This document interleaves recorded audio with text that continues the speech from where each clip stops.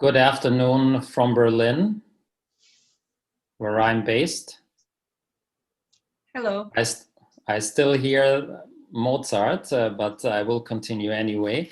Again, good afternoon from Berlin. My name is Ekrem Edigüzeldere. I'm a research fellow in the Turkey program of ELIAMEP and today's moderator.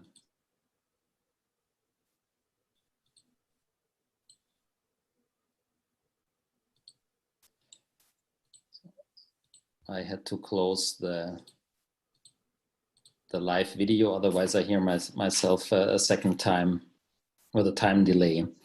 So we will have a panel with three experts. They are based in London, Ankara and Strasbourg on various aspects of the ongoing confrontation between Turkey and France, and hopefully also on how the current situation could be de-escalated.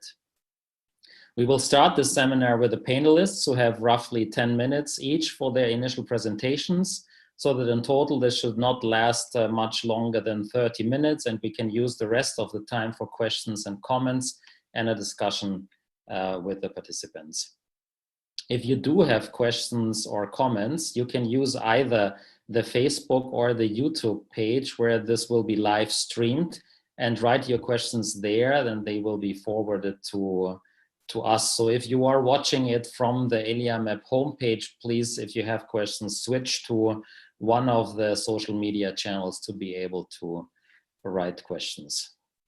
This is a public debate, so there are no Chatham House that do apply. In the program, the speakers are listed alphabetically. We will start, however, with Güney Yıldız, followed by Zana, Çıtak, and Samim Akgönül for, let's say, dramaturgical reasons. Güney Yıldız is a journalist and researcher who is usually based in London. He focuses on radicalization and Turkey, the Kurdish issue, and the broader Middle East. Alongside the IPC Mercator Stiftung Fellowship at the SWP, he is also a journalist with the BBC and a non-resident scholar at the Middle East Institute in Washington, DC. On the issue of today's webinar, he recently published a so-called point of view for the SWP entitled Turkish-French Culture War over Islamist Radicalism and Islamophobia May Unite Europe Against Turkey. This bilateral harsh confrontation is rather new. Less than 3 years ago, Daily Sabah titled an editorial, Emerging Turkish-French Partnership. This is, so to say, old-style screen sharing. This is from January 2018, and the article says that Turkish President Erdogan's visit to France established that under Mr. Macron, France could replace the United States as Turkey's strategic partner in the Middle East and elsewhere. That did not quite turn out to be the case. For the why, you have roughly 10 minutes, Güney, to enlighten us. Thank you. Thank you, Ekrem, for your introduction, and good afternoon to everyone from London. France and Turkey have been confronting each other to different degrees in 3 continents. The tension began to simmer in Syria, exacerbated in Libya, and the latest episode was in Nagorno-Karabakh between Armenia and Azerbaijan. But nowhere the crisis could get as serious as East Mediterranean. And the ongoing tension over culture, political Islam, as you mentioned, or Islamophobia, has so far united Europe more than the hard geopolitical power struggles that I mentioned. I'll divide this brief talk into 3 parts to discuss 3 questions mainly. The first question is why Turkey and France are in different camps on multiple foreign policy files, and why France is almost leading the de facto doctrine of containing Turkey. And the second question will be why France, a UN Security Council member, a leading EU country, a powerful nuclear and conventional military power, and a very large economy, fared so badly in its competition with Turkey in Middle East and North Africa. So comparing the two. And the third question will be whether President Erdogan is right to think that France will eventually abandon Greece and Cyprus in the face of sustained military and political pressure from Turkey. So the first question. France is not the only Western country Turkey has problems with. And we can compile a very long list of problems Turkey had with its other allies. But why France is one of the strongest proponents of containing Turkey policy in the West? So it is due to 3 factors. The first one is a unique combination of economic, political, and even ideological clash between the two countries. So there's a clash of commercial interests between the two in East Mediterranean and in Libya over energy resources. And in Libya and Syria, there are ideological and political reasons as well. Paris and Ankara have been supporting opposing actors and have very divergent views on the role of political Islam and in the future of the Middle East. And their views on radical Muslim armed non-state actors is very different. France is prioritizing this issue as a security threat very highly. If you've read, for example, President Macron's interview just 2 days ago, he mentions one of the two main events of 2020. One of them is the COVID pandemic, and the other one, he says, is what he refers to as Islamic terrorism. So in order to deal with this problem, France looks for partners that they can work with, such as President Abdel Fattah al-Sisi of Egypt, and in recent past, General Khalifa Haftar in Libya. And but Turkey, on the other hand, is trying to position itself as the leading defender of Muslims worldwide. Ankara's, symbolically at least, rhetorically, Ankara's policy is not to lead Sunni Muslims against Iran, but to have influence across the Islamic world by playing into the Palestinian-Israeli conflict and the tension between Muslims and the West. And Ankara is also increasing its reliance on armed proxies centered in Syria, but potentially deployable elsewhere. The second reason for the tension, the level of intense tension, is that both countries are pursuing more active and indeed activist policies, foreign policies. France wants to assert itself as a superpower in the Middle East. And very recently we've seen this became more visible with President Macron's visits to Lebanon. And previously in Syria, for example, while many Western states were staying away from the conflict or staying away to get militarily heavily involved in the conflict, France had the second most important Western military presence on the ground. And that is actually where I think the problem started between Turkey and France. And Turkey is also following a proactive, interventionist, militaristic foreign policy, and this policy has been in preparation for some time. And Ankara sees it as forward defense, basically. There's also the path dependency as a third factor. So when you have one crisis combined with another one, so if there was only one of those crises present, like if the only tension was Eastern Mediterranean, I think the situation will be much less tense. But if you combine it with the situation in Libya, Syria, and now in Nagorno-Karabakh, as well as this symbolic cultural war between the two countries, then the situation becomes even worse. Yeah, and people also talk about personal aspects, like the personalized conflict between President Erdogan and President Macron. But that, I think, aspect of the issue won't take us far, so I'd like to leave that aside. The second question I wanted to deal with is why France, a UN Security Council member and a powerful country, is faring really badly in its competition with Turkey. And I think I can mention 4 reasons. The first reason is their successes in finding allies. France couldn't get the EU or the US behind its policies in Syria. I mean, President Macron tried very intensely, personally, to change, for example, President Trump's policies in Syria, but that didn't work. France also couldn't get the EU. There was a strong division between Italy, France, and other European countries in Libya. And also in Eastern Mediterranean, France has so far failed to persuade other European actors for its more harsher responses to Turkish activities in Eastern Mediterranean, and also in Nagorno-Karabakh.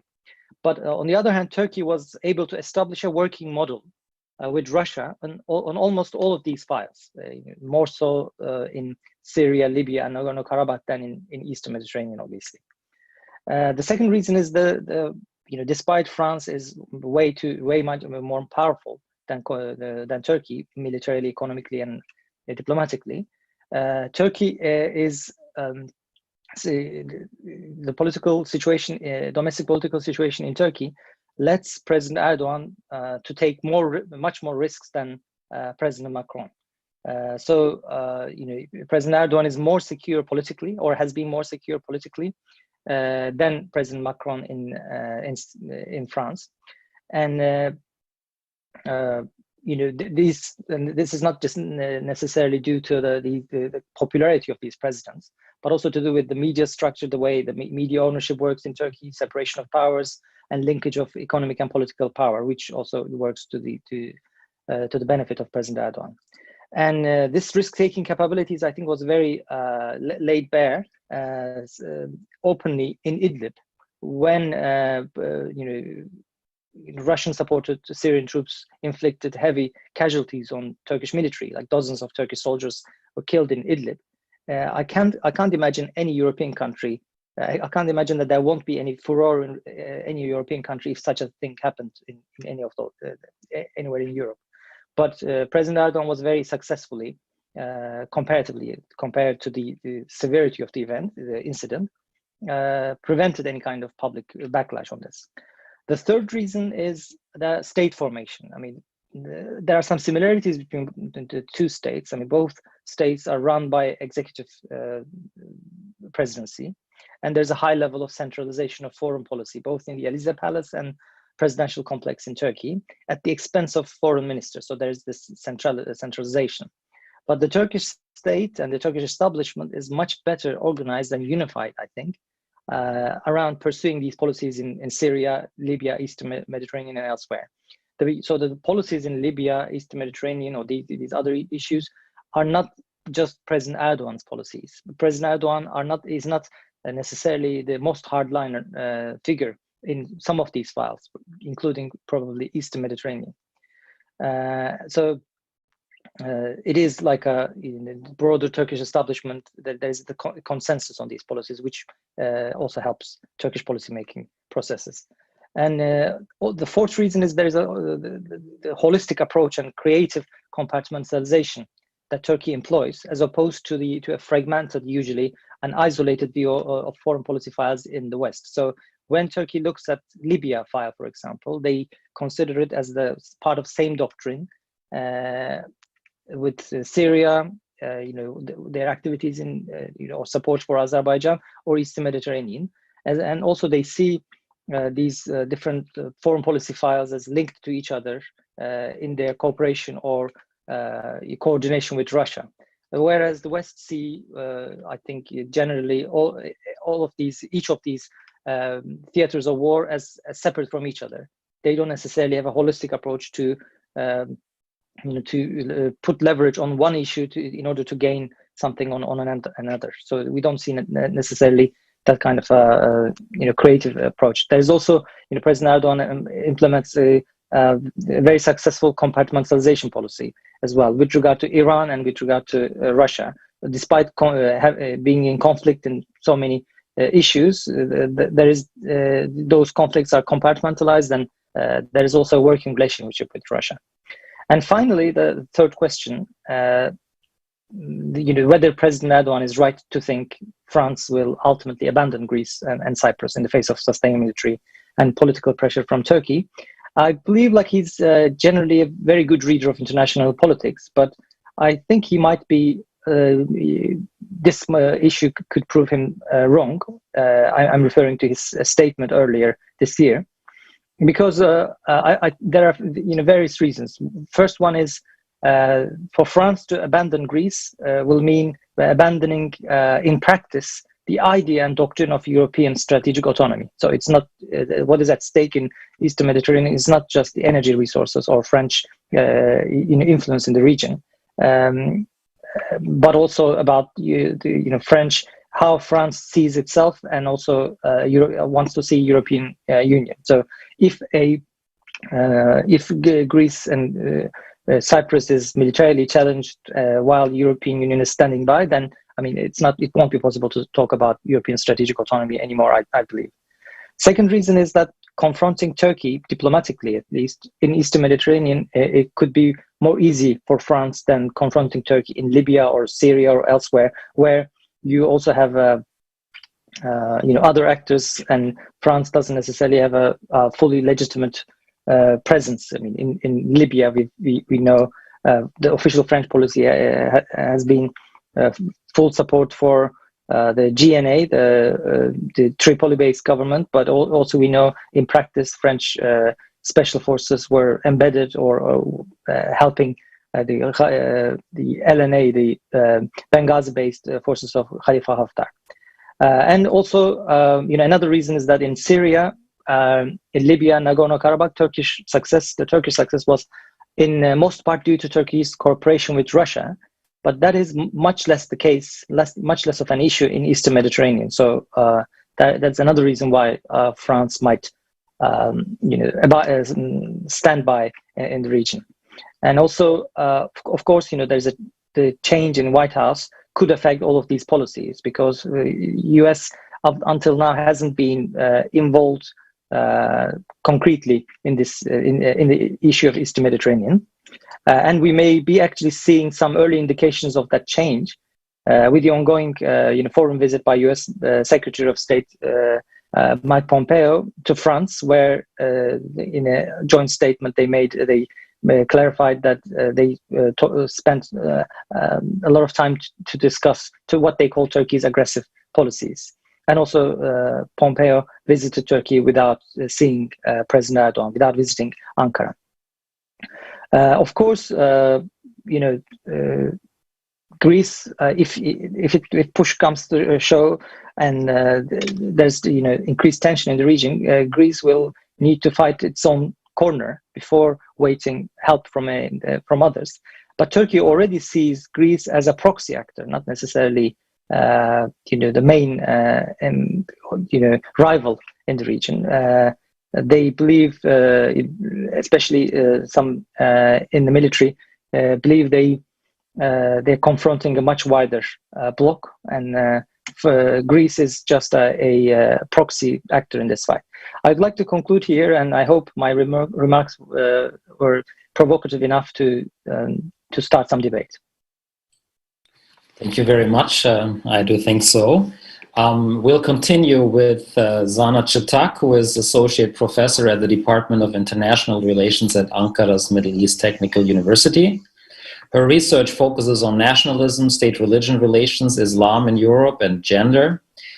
Since you are, among the panelists, the only one that is currently permanently based in Turkey, I would like to ask you to elaborate on what Erdogan is getting out of this confrontation domestically, and how this conflict is perceived among different stakeholders in Turkey, and maybe also on what this bilateral confrontation could mean for the broader Turkey-EU relations.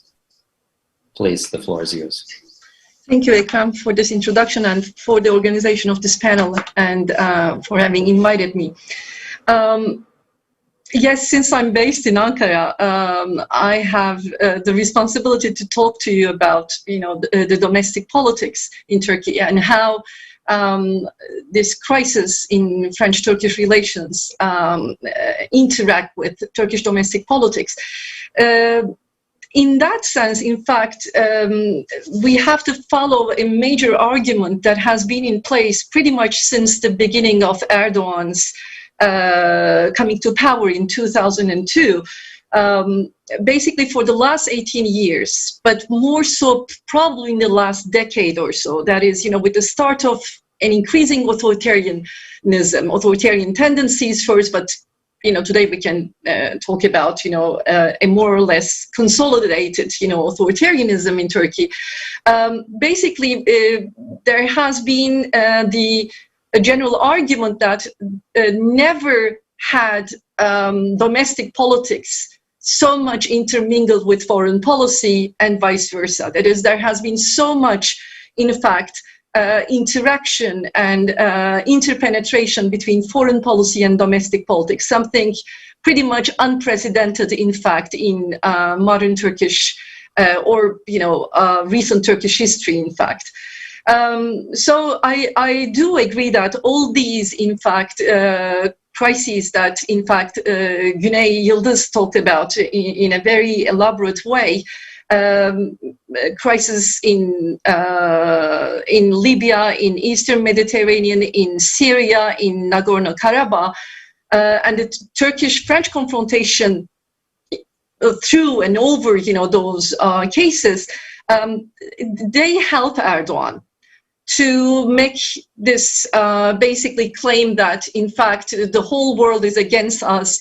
As soon as we start to speak, they're trying to silence us, but we are a major power in our region. We are a great power, and we will never be driven back to our previous place. In his own conception, basically a more passive sort of like Turkey, just because somebody said so, just because the French said so. So in that sense, I think there's a great deal of manipulation of foreign policy for domestic purposes. And in that sense, we can talk about, this claim to be a great power, not just even a regional power, but a great power. And to have a place at the table of the great powers is not just a claim for an important claim, a traditional claim for Macron, but also it has been increasingly a claim for Erdogan and for Erdogan's regime. And it has a lot of, in fact, appeal in Turkish public opinion. A lot of people who might not have heard of many things that have been going on in terms of domestic policies, in terms of different laws that pass at the parliament. They are aware of the Turkish foreign policy's activist stance abroad. And this has a lot to do, of course, with the very severe limits to the press in Turkey, to the media. So the Erdogan regime is capable of, in fact, giving an outlet only to the news that it likes, and the mainstream media likes to, in fact, talk about, especially those particular incidents in Turkish foreign policy. But of course, it's not just for domestic politics, and there are also geopolitical interest in all these, incidents in these different cases that Yıldız talked about. However, I would argue that, and this will be probably, the point that I want to make today.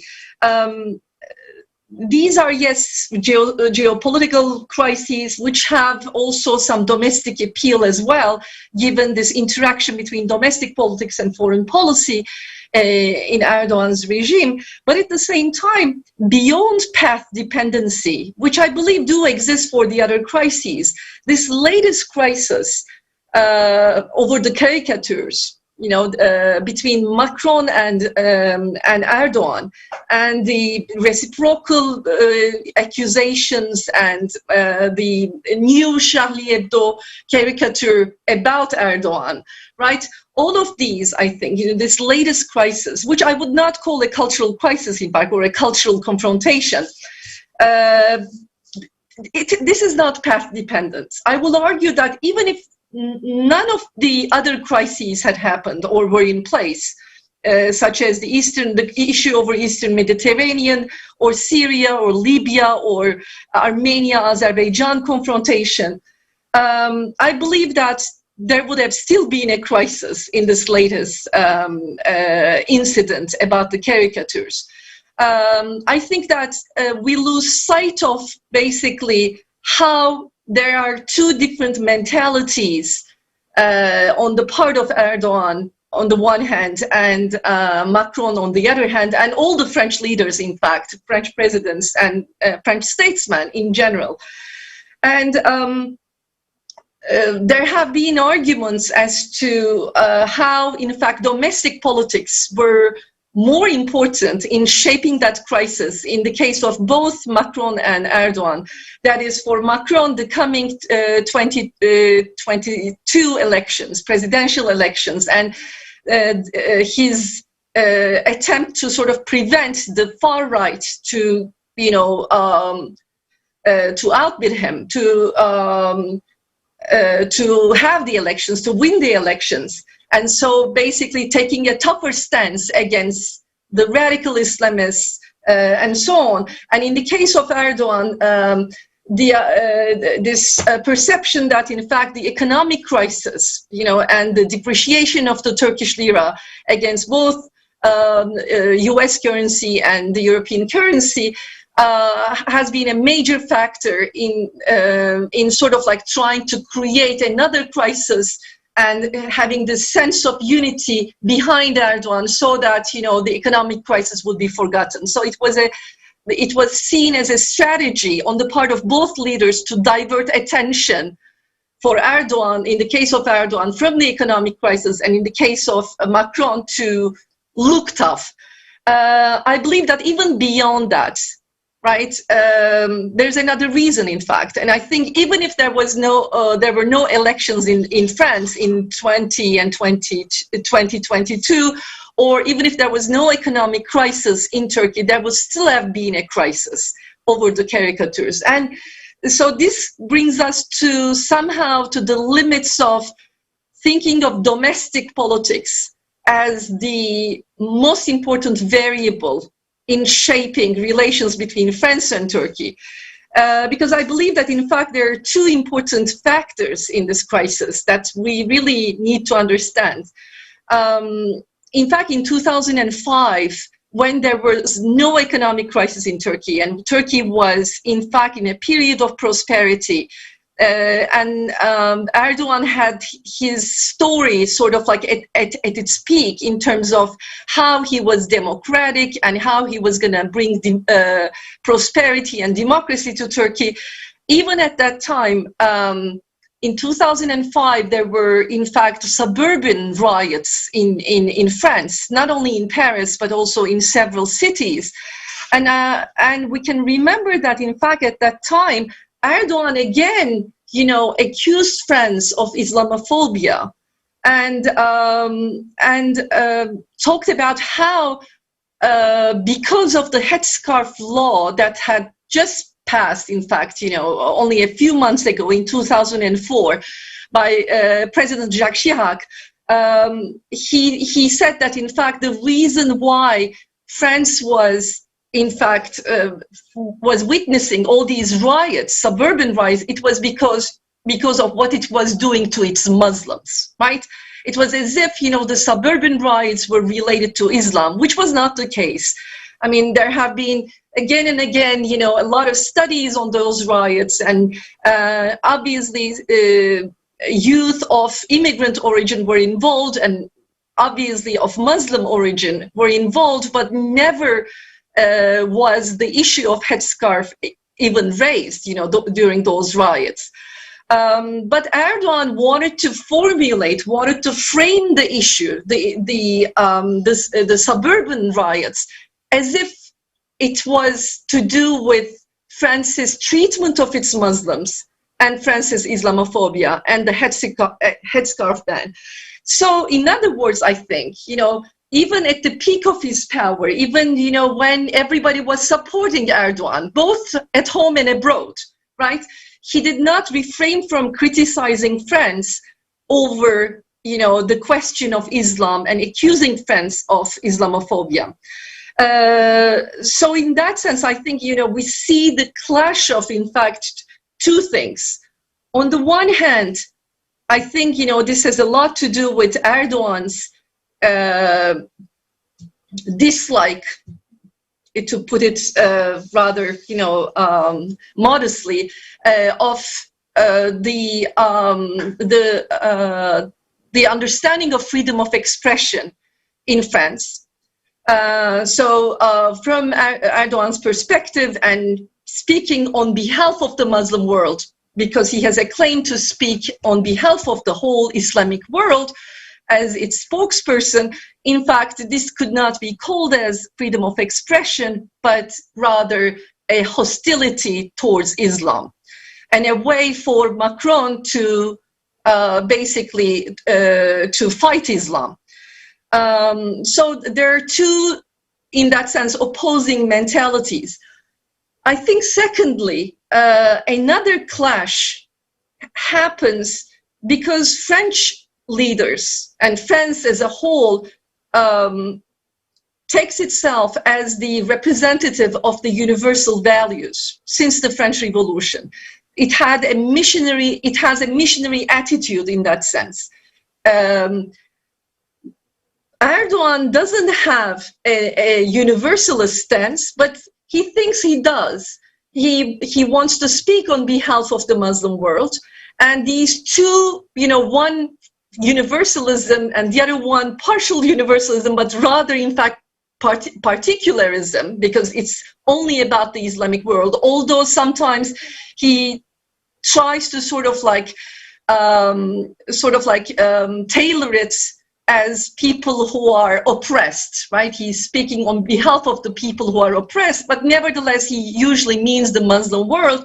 Basically, this is two types of basically spokesmanship clashing in that sense.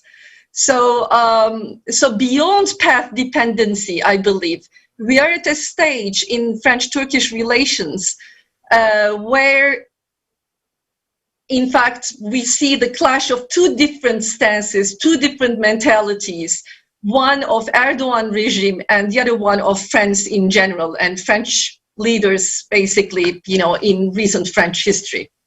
So let me stop here for now.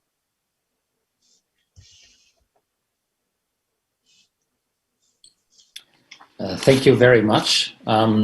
Then before we go to the discussion, let's turn to the third speaker, who is already heavily multitasking as we see, Samim Akgönül, who is, according to Turkish Wikipedia, he's a French academic, historian, political scientist, and author of Turkish origin. So you have to cover, let's say, so the French element in this panel too. He is currently the director of the Department of Turkish Studies at the University of Strasbourg. His research focuses on religious minorities in Turkey and the Balkans, and also Muslim minorities in Europe. His latest book publication in French is La Turquie Nouvelle et les Franco-Turcs, une interdépendance complexe, which was published this year. I would like you, therefore, to elaborate a bit on this complex interdependency, as you called it. And as you said in a blog last week, Erdogan is now trying to go down the European path, and the French suburbs are a perfect example, and present himself as the new caliph, the true defender of Muslims in Europe. President Macron, therefore, becomes a perfect enemy, the persecutor of Muslims. The floor is yours. Thank you, Ekrem. Thank you for the invitation. I'm very happy to be with you. Just a few points. I will be very, very short, very quick. Then maybe we'll have a discussion and I will be able to answer to some questions. Just to introduce my thoughts, we have to say that if there is a tension between France and Turkey, I think the structural reason is the fact that France and Turkey are very similar. They have similar structures. They took examples from each other. Turkey has the example of the Third French Republic in all its institutions, and with the presidentialization of the regime, with the new regime, it is more similar to France. Sometimes we say that there is no checks and balances in Turkey. This is true.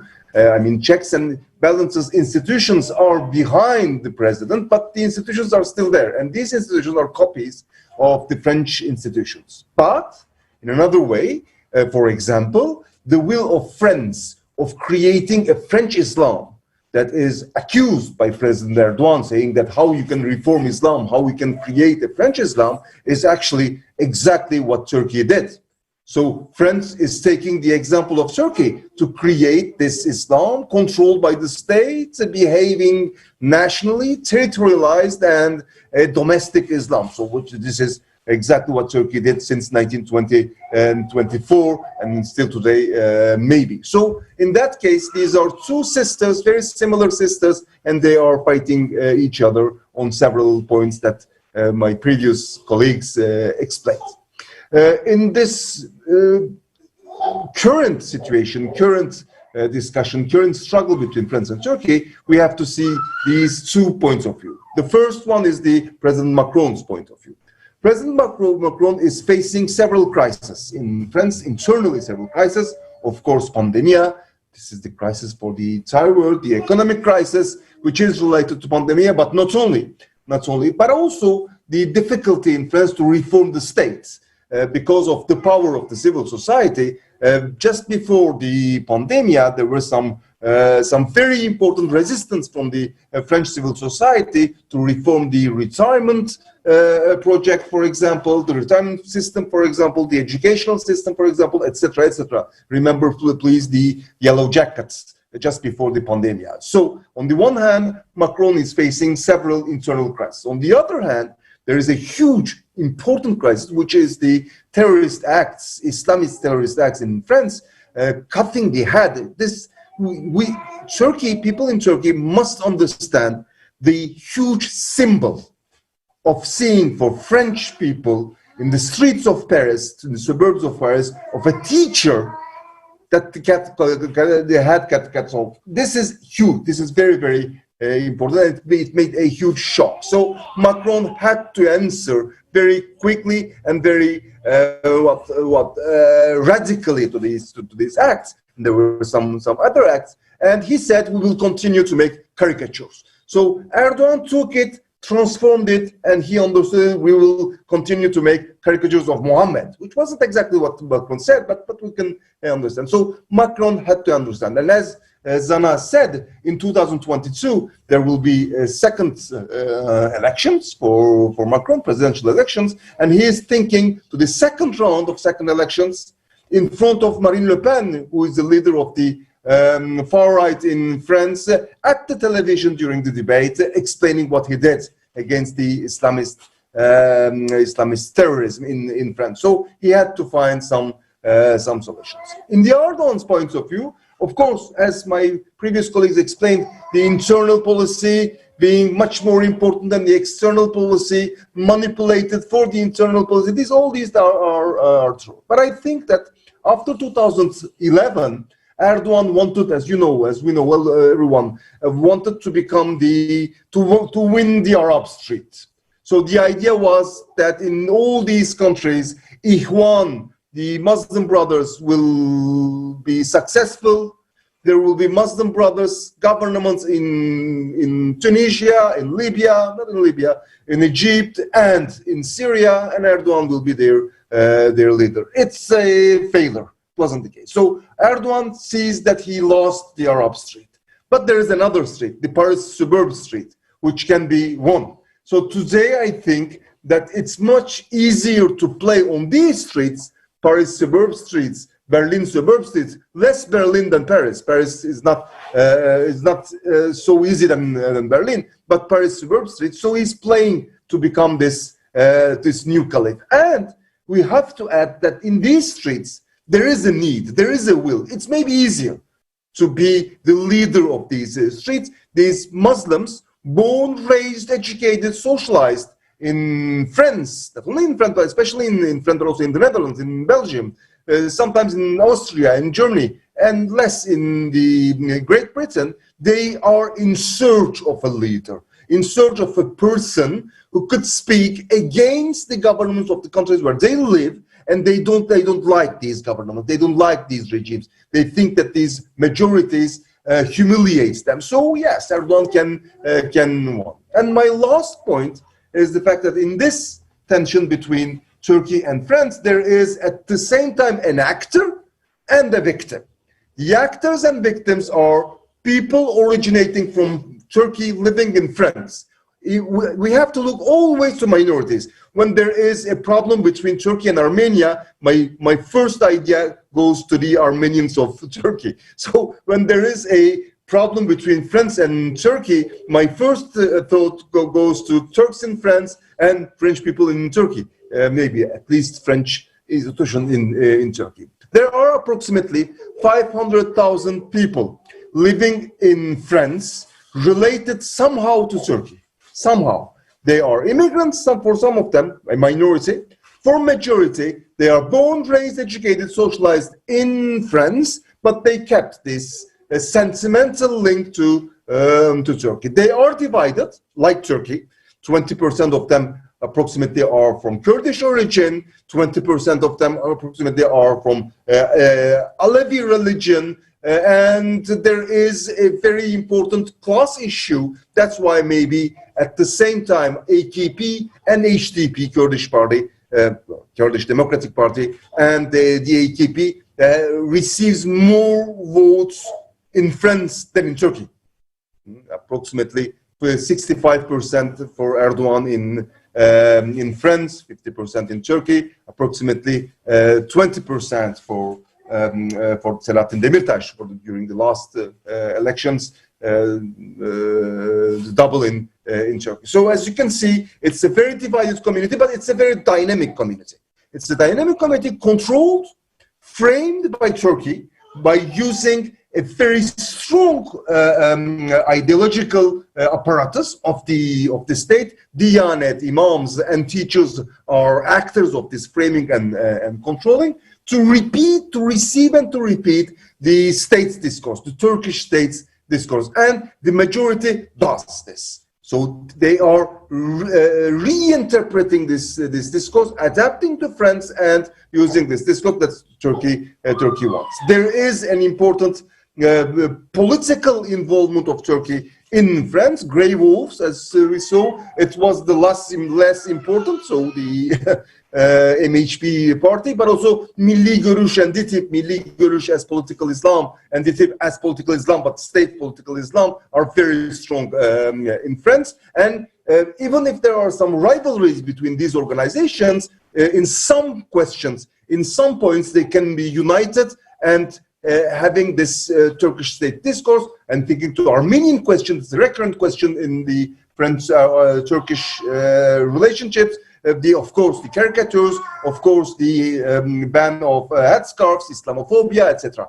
For these kind of problems, these kind of issues, they can act and they can speak together. They are very, very well controlled and very, very well framed by the Turkish state's apparatus. So in that case, Macron sees also that the tension between France and Turkey has an impact in the internal policy of France, which is directly related to the Turks in France. But on the other hand, there are several thousands of Turks in France, people originating from Turkey in France, who have nothing to do with this tension, who are suffering because of one, tension between France and Islam. They're Muslims, they see themselves as Muslims. Second, from tensions between France and Turkey, because they are Turks and they are suffering. And unfortunately, they can become very easily victims of discriminations against, of hate speech, etc., etc. So this is, I think, in the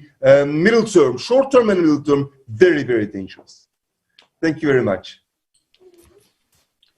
Thank you, Samim. Thank you to all the three speakers. We have now a bit more than half an hour for the discussion. I will check from time to time my email whether I get the questions via Facebook or YouTube. As long as this is not the case, I would ask you the one or other question and invite you also to discuss among yourselves. Maybe I'll start in the chronology also of the panel with a question to Güney to specify maybe some elements or to broaden the debate a bit. I mean, some start this clash actually a little bit earlier, that this has also to do with Turkey being much more active in Africa, that Istanbul became the hub for traveling to Africa with Turkish Airlines and no longer Paris. Turkey becoming a donor in many African countries, where France, as the former colonial power, was for a long time the dominating foreign or European power. Is that also part of the story still, or is it now more focused on the East Med and clashes that you talked about? I mean, I wouldn't necessarily call the rivalry between France, the economic rivalry between France and Turkey in Libya, necessarily highly confrontational at that time, because they're all also competing with other actors, like including China and others. And Turkey has been operating in some areas like Somalia, for example, where other European countries cannot have necessarily. I mean, Turkey can play as a entry points for those kind of debates. So it's when Turkey and France compete, it doesn't necessarily mean it's necessarily a clash. Syria was, I think, a good example.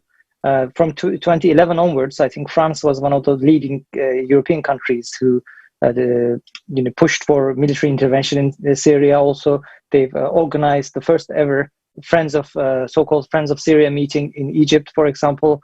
And then Turkey became more significant in that issue, but they shared the common goal of toppling Assad for a long time. It was only after 2015 that the militant extremist groups came to dominate the French policy in Syria, as well as anti-Assad policies. And for that, France cooperated with the US to partner with a Kurdish-led military alliance, a multi-ethnic military alliance. From that point onwards, I think we see that the rivalry turns into, kind of started simmering into becoming a clash. So, but then when there's this tension, then every other rivalry adds to the tension. So previously, more, let's say, peaceful or a relationship of both rivalry and cooperation turns into an issue of tension. For example, let's say in Lebanon, you can argue that there are some common points where France and Turkey could cooperate on, but not. I don't think that is necessarily the case with the existing tension between the two countries. Due to that, any French move in Lebanon would be seen probably more hostile by Turkey, and vice versa. And we've seen, for example, how President Macron's visit to Lebanon was covered by pro-government media in Turkey, which wasn't positive. Thank you. Then maybe I didn't get any feedback so far. So then maybe also a question to Zana. I mean, Samim said that you have to understand this great symbolism that a French teacher in the suburbs of Paris was beheaded. Now, from outside of Turkey, it seemed that about this there was little perception in the media in Turkey. What happened that triggered the French reaction? Could you elaborate a little bit on that situation and how different parties or stakeholders see this in Turkey? That as a justified reaction to the cartoons, the beheading, or is it just ignored because of the media power that the government has and controlling most of the media, and or how you see that? Mm-hmm. And that's a very good question, in fact. Obviously, there's a government-controlled media, so people are not really aware of what really happens. But there's another side to the issue. I think, the opposition in Turkey is also on the defensive when it comes to Islam, when it comes to Islamophobia. They feel like they have to support the government, Erdogan, whenever, it's a question about, Islam issues abroad. So foreign policy in that sense is a very fragile issue, and something where, in fact, the opposition feels the need to at least look like they're supporting a national cause. And Erdogan, because Erdogan frames and calls everyone as a traitor if you do not support his discourse, his foreign policy, then in fact you're in trouble. And I think the opposition takes this defensive, rather apologetic stand for Erdogan, and they don't talk about the beheading, obviously, and they rather say, well, of course, caricatures are an insult to Islam, and Islamophobia should end. So I think it's not just the government-controlled media which doesn't necessarily talk about this particular incident, which is horrible, in fact, right? And I agree with Samim Akgönül that people in Turkey do not grasp not just the symbolism, but the severity, gravity of what happened, the beheading of a school teacher, right? But at the same time, it's because of the trap in which the opposition finds itself. Whenever, either a national, what is considered as a national cause, or Islam are on the agenda. So I think,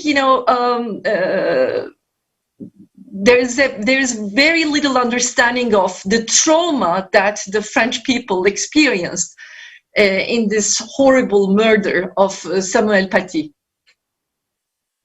And this is precisely the reason why, in fact, Erdogan could just, pass without having, presented his condolences to Macron. And this has been, Samim knows it, I'm sure, better, but there has been, in fact, a lot of mentioning of this in the French media, right? That Erdogan did not even, present his condolences.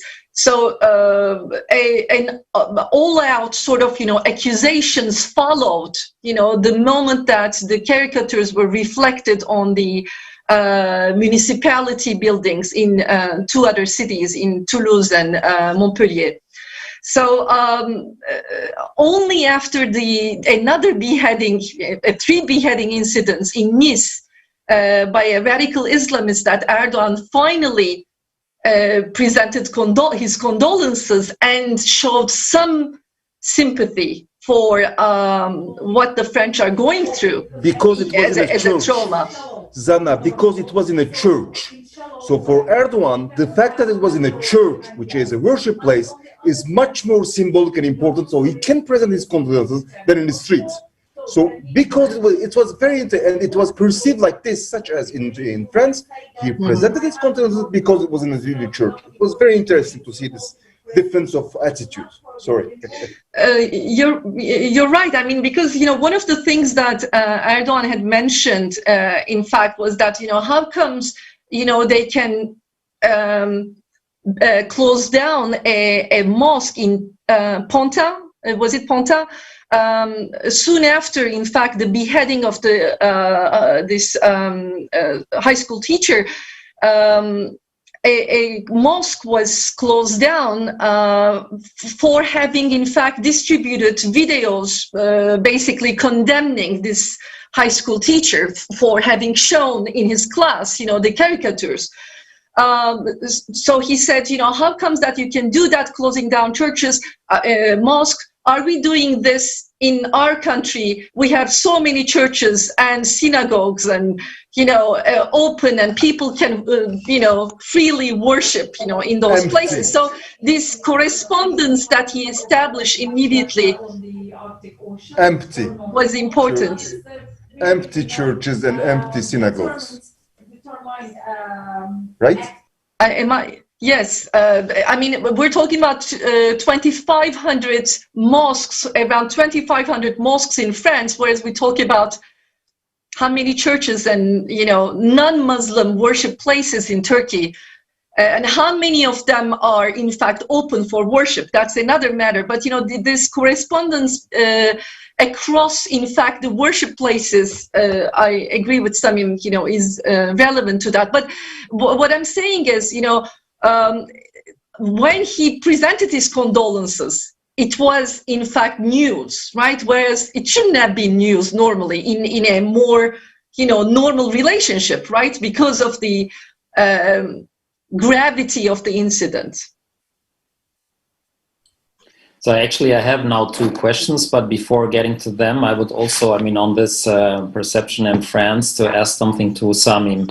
I am from Germany, from Munich, and I live in Berlin. The biggest immigrant groups are people from Turkey, be they Turks or Kurds, and through TV, to visits, Turkish politics is very present, and Erdogan appeals to a large portion of this immigrant community because it's the same religion, it's the same language, it's the presence. But in France, that is a bit different. The biggest immigrant group are not Turks. So how come that they are not looking for an Algerian or Tunisian or Moroccan or another Arab leader that they can appeal to, where they share the same language and upbringing and family roots, and that an, let's say, so outsider gets into that position that they cannot understand in the language that he's approaching them? Thank you, Ekrem. First, we have to understand, all of us, that 90% of people that we perceive as immigrants, immigrant communities you mentioned, 90% of persons that we perceive as immigrants never migrated, never. They are maybe the less mobile fringe of the society. Mobility is a class issue. They are born, raised, educated, socialized in Berlin, in Munich, in Strasbourg, in Paris. They are fluid consequences of these Western countries. They are not coming from elsewhere. They are the children of these countries, first thing. Second thing, how come that it's not the case for Algeria, for Tunisia? Somehow it is. Somehow Algerians, Tunisians, and more of that, Moroccans, because of the kingdom and the symbolism of the king of Morocco, are related to the originated country. They are watching the TVs, they are framed and controlled, especially for Morocco. But we may say that for the last, well, not 10 maybe 7 years, the dynamism, the activism, the entrism, this is the vocabulary of Trotskyism, the entrism of Erdogan, of Diyanet, of Turkey in a general manner, is much more active than the other countries. So it is more visible. When Algeria, Tunisia, Morocco, or even Senegal maybe, are applying a kind of control and intervention for the communities originating for these countries, it's not visible, it is somehow legitimated. For the Turkish case, not only it is not legitimate, there is a time factor. Secondly, there is a colonialism factor. These countries were colonies of France, so the French-speaker countries. And thirdly, it's very, very active. It's very, very dynamic. It's disturbing to see how in all fringe of the society, in all fringe of these of the institutions, Turkey wants to enter, to infiltrate, to play a role. This is why I think it's more visible than the others. Thank you. So now I will ask these two questions that we got through the chat. I don't know who asked the questions, so I will put them out, and then whoever wants to answer is free to do so. So the first question is more on the international EU dimension of the confrontation. What is the opinion of the speakers about the different behavior of Germany and France to Turkey? How does Turkey profit from that?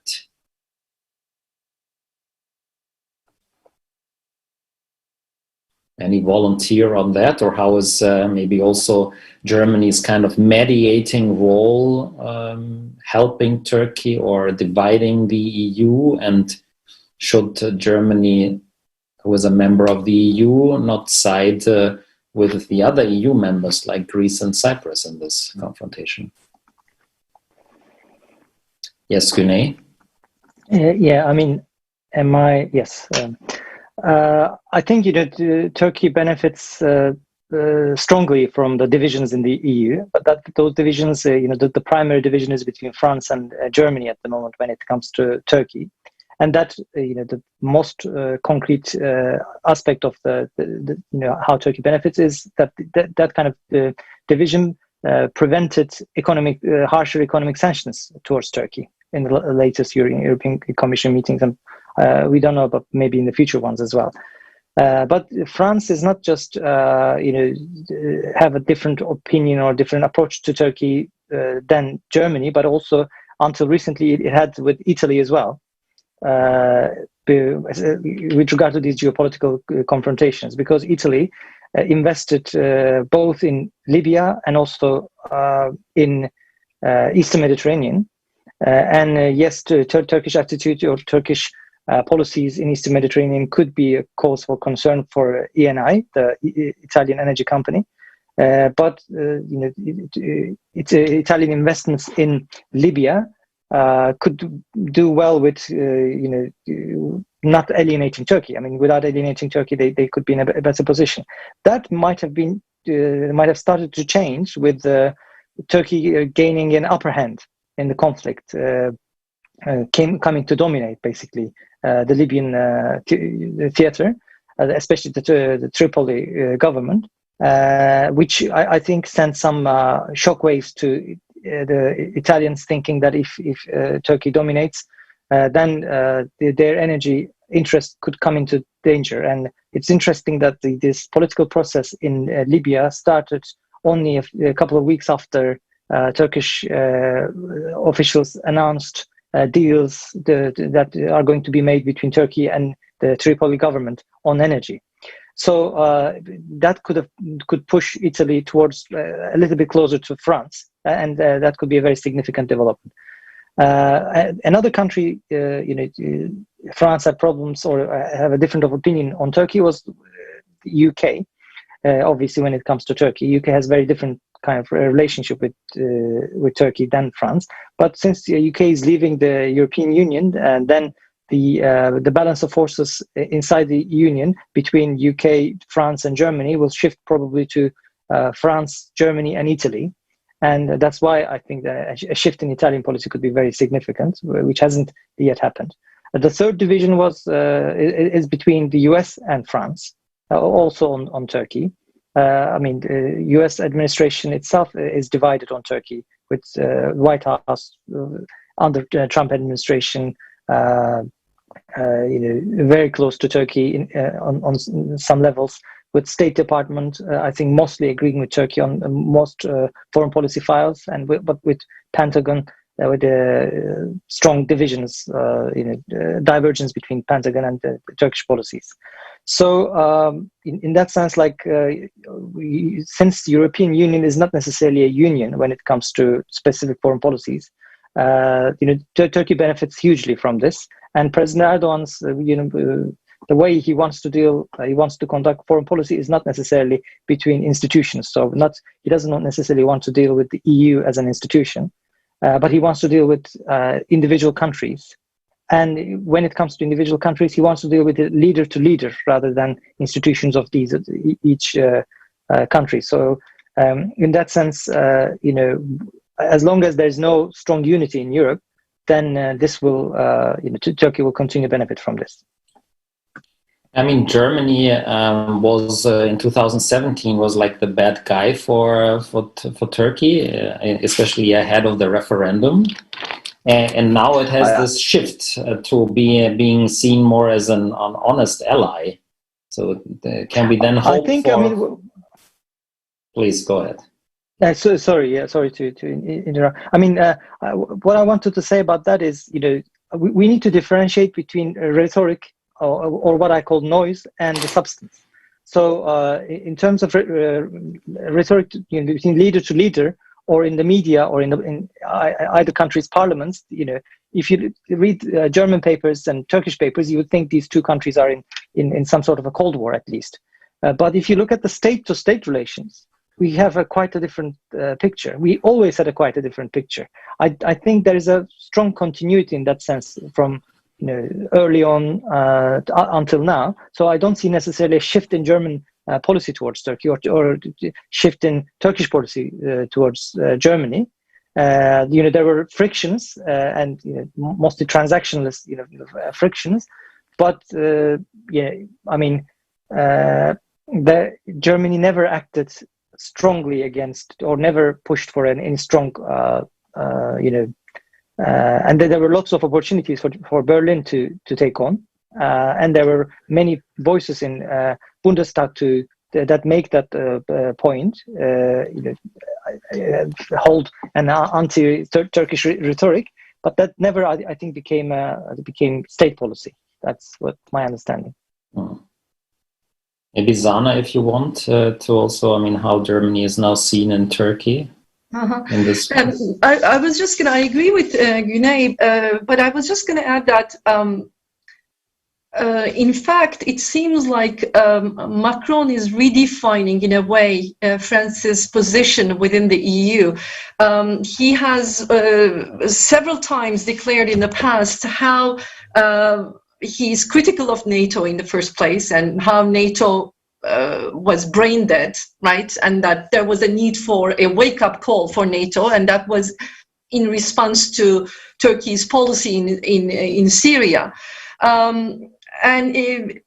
Macron believes that the UN Security Council is not working. It is unable to find solutions. So in general, like in the several interviews that he has given recently, you can see his disappointment with the existing international frameworks, especially in the absence of the United States. So there's a certain vacuum, in fact, left by the withdrawal of the United States administration under Trump.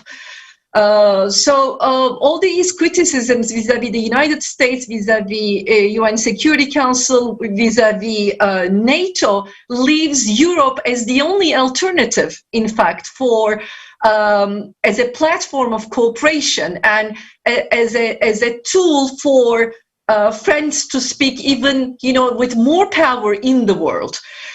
This has been, in fact, pretty much the traditional French foreign policy vis-à-vis Europe since Charles de Gaulle, right? Basically defining the French great power status, something that will be realized through Europe, right? So France will only be a great power if it is within the EU, within Europe in that sense.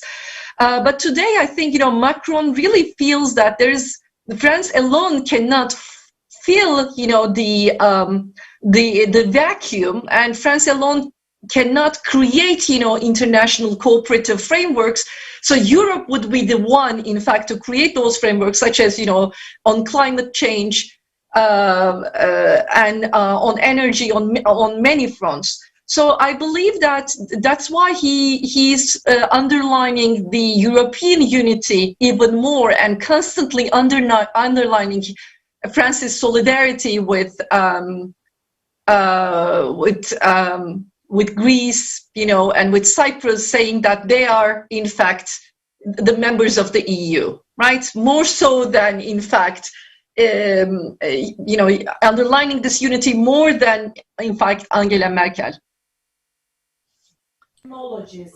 Yes, Samim, please. Just a few words. I have some difficult conditions, so my interviews are very, very, very short. We are talking about a period, 4 years period, where United States of America were absent from the international politics. Maybe President Trump will receive the Nobel Peace Prize. He withdrew all the U.S. Army from everywhere, so the foreign policy of the U.S. was very, very passive for foreign policy. Now, in the following 4 years, with Joe Biden, things will be probably very, very different. So the France's role, France's activism to change the international system, the Turkey's role in the Middle East, but also in the Balkans and in Caucasus, will change, will reposition it when the United States will be present again in all these areas. And again, for the same thing for NATO. I agree with Zana. President Macron is very, very critical with NATO. It was its traditional policy from France. Charles de Gaulle also withdrew France from NATO's executive power, but Nicolas Sarkozy took it back, and maybe Macron wants to do the same thing, but during the second term it will be the same thing. For the moment, he wants to reform NATO, but again, it's a NATO where US is absent. We will see in the 4 following years when the US policy will be completely different. Thank you. Now there are also more questions coming in, and even with names who are posing them. So I will ask another one. It comes from Emre Metin Bilginer, who is a PhD in international relations. Can you please express your remarks on the influential impact of Le Pen regarding French-Turkish relations? I think this goes to Samim. Very shortly. Marine Le Pen, after her father, Jean-Marie Le Pen, tried to take the Front National from the far right to the center. Actually, he succeeded somehow.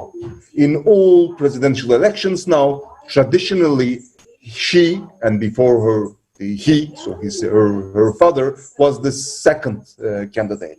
So I think that it is in passive, in negative, one of the main actors of the French internal policy and French external policy. But again, in France, institutions are so strong, the checks and balances are so strong that Güney said that at the beginning, the Turkish policy in the Middle East was more coherent, unified than the French ones. Well, it's true, because in France, there is a kind of checks and balances, and people, institutions speak differently. And at the end, there is a policy which is found. In France, also, the far right dictates the policy, but at the same time, this dictation of policy has some limits. So we can take as a main actor of the French policy without exaggerating her role. Thank you. Then there is a question by Demetrios Zunis. I hope to pronounce this more or less correctly. How the above-mentioned politics or postures influence Greece and generally the Greece-Turkey latent conflict?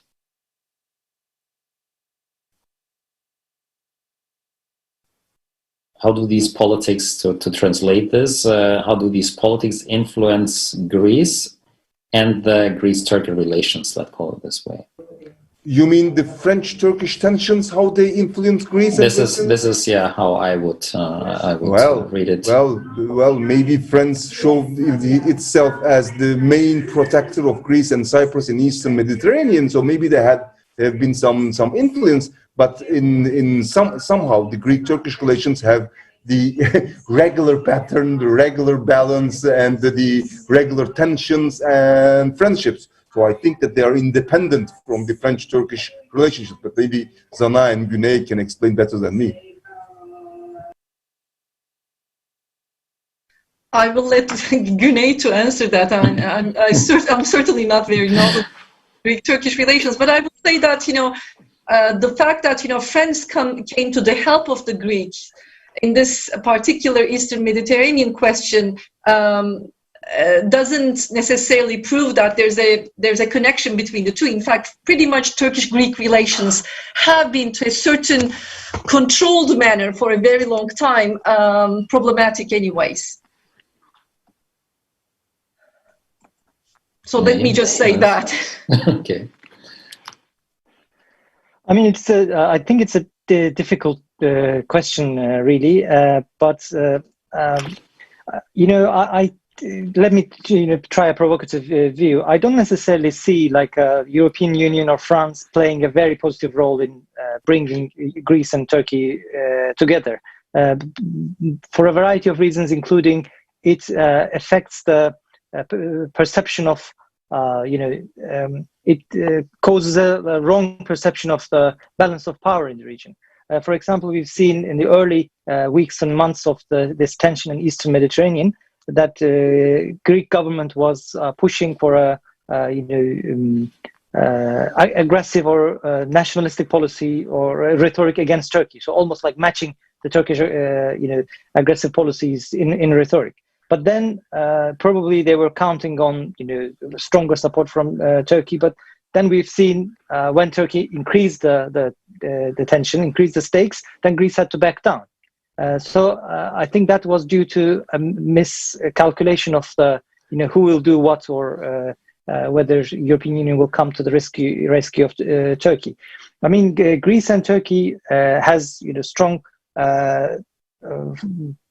diplomatic links. Like they don't necessarily need other powers to mediate between them. I mean, we're not talking about the let's say Assad regime or Turkey, that you need an external mediator. But even with them, we know that they're talking to each other.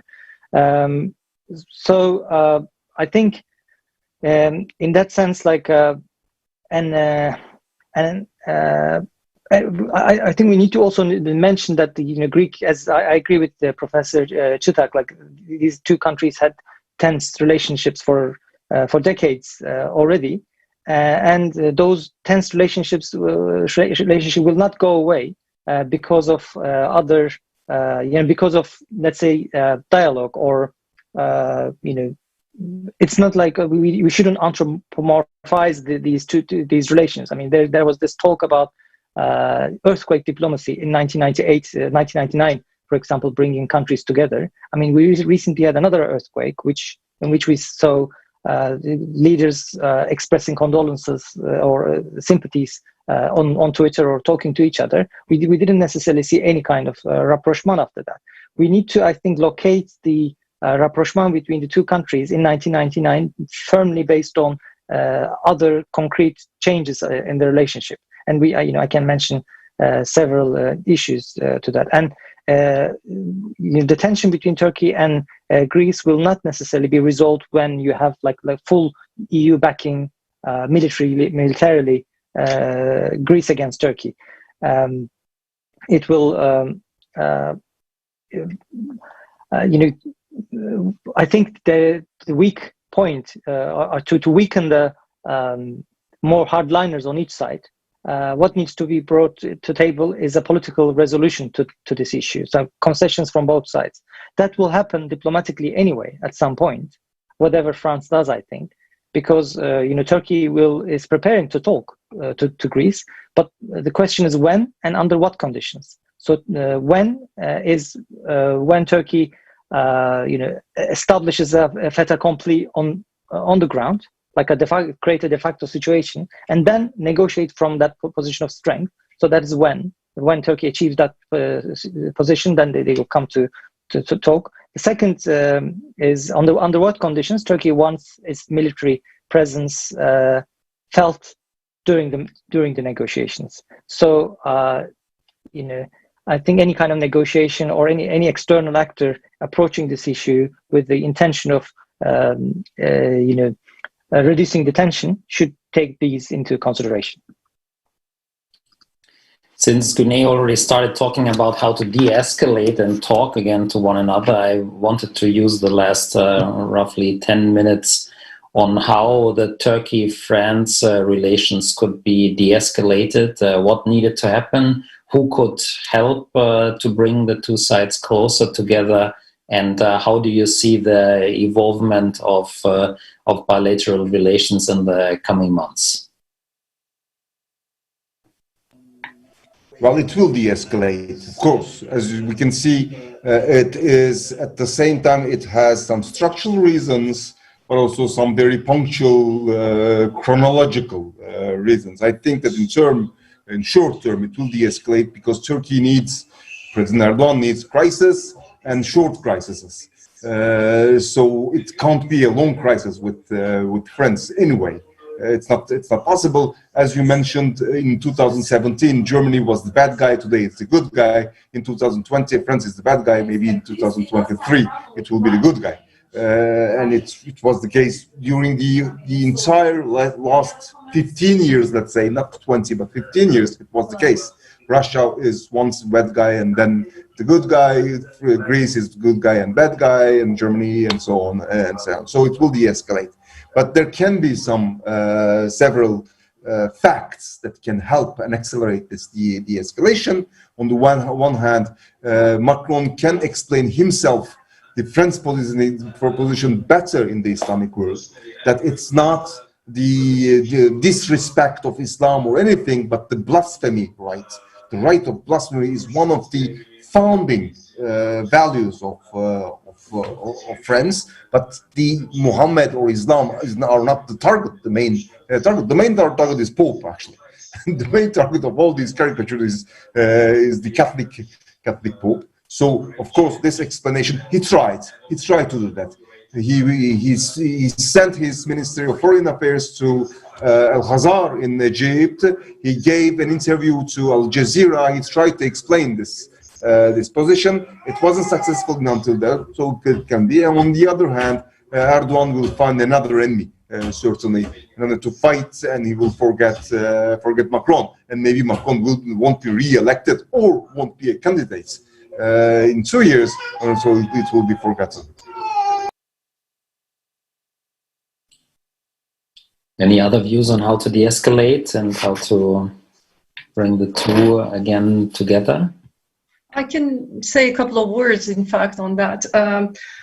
I agree that, in fact, for Erdogan, everything can be forgettable, right? As long as, a particular crisis serves the purpose, you can forget about a series of crises. This has happened with the United States.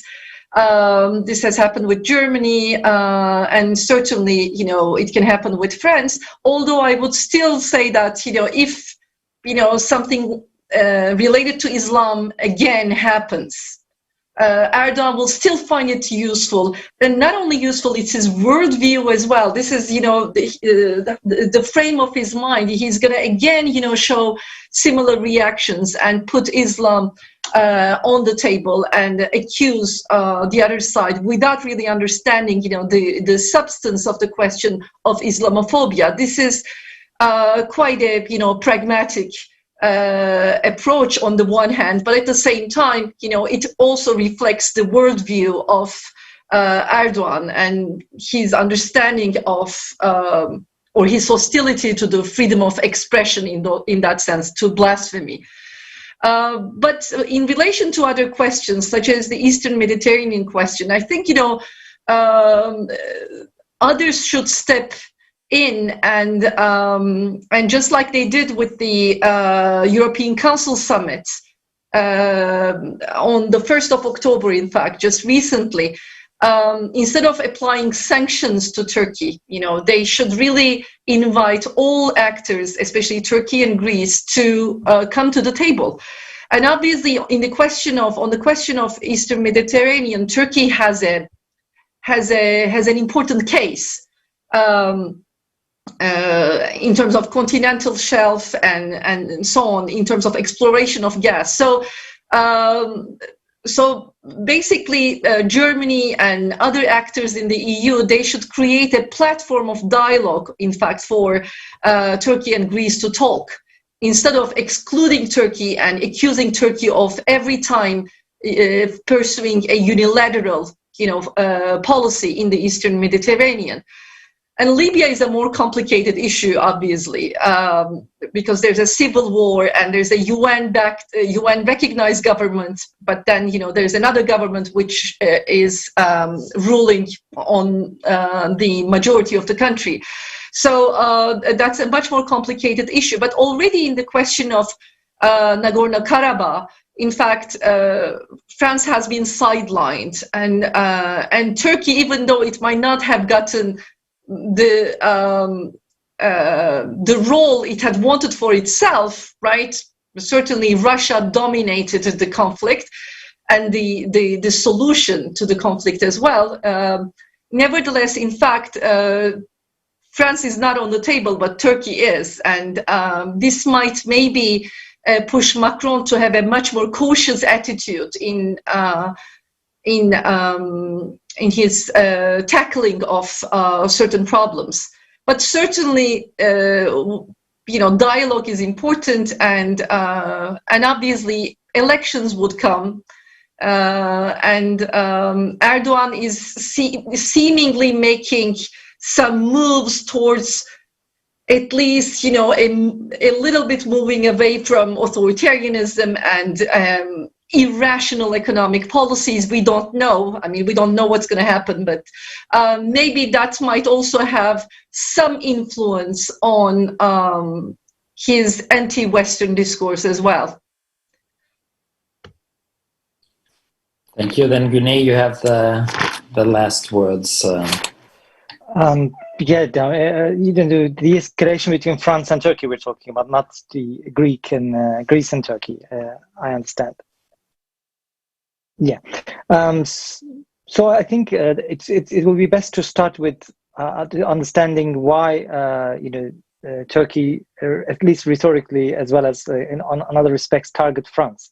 I mean, what main reason I think is that Turkey finds France an easy target. I don't necessarily explain this with genuine concerns about Islamophobia in France. The reason is that I think the Turkish government picks its battles selectively.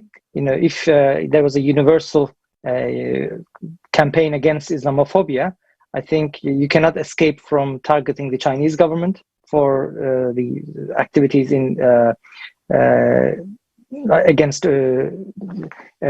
Turkish origin Uyghurs, Muslims, and you cannot necessarily escape the previous remarks by President Trump against Muslims. So we didn't necessarily see a strong campaign against these two figures, two countries during those times, which tells us that this is not necessarily just purely concern about Islamophobia. So there are other reasons. I mean, one thing that is different in this last cultural, or what I call cultural, but it's really difficult to describe. I agree with Professor Çıtak on that. In this recent tension is that Turkey thinks it is targeting France only, targeting President Macron personally, but actually this tension in Europe affects Europe broadly. So when there is, radicalization on the streets of Paris, it doesn't necessarily stop there. It is it becomes a European-wide issue because Muslims and Muslim migrants or Muslim minorities and the host countries are, the problem is very similar. You have that in Denmark, potentially in Germany, in other places. So whatever you do on this subject affects Europe broadly. There's also the security aspect. And for that, I want to say, you can voice, let's say, legitimate grievances of Muslims across Europe, but those who have a more coherent and powerful message are usually the radical groups on these issues. So when you provide a platform for these issues to be debated, then a radical group can tap into that and hijack the agenda. And that brings me to to Turkish potential, probable Turkish policy on appealing to the Arab street or the streets of the Paris banlieues, suburban Paris. I think that is not a very may not be a very wise policy, because appealing to radicalized groups is very dangerous, because they are not necessarily the same as what we call silent majority. They are much more politically active, aware, and they will hold you to your message. For example, if you, I remember talking to many Syrian activists, mostly Islamist, political Islamists, who became very critical of the Turkish position, because when they saw Turkey didn't follow up on their words or their rhetoric lately.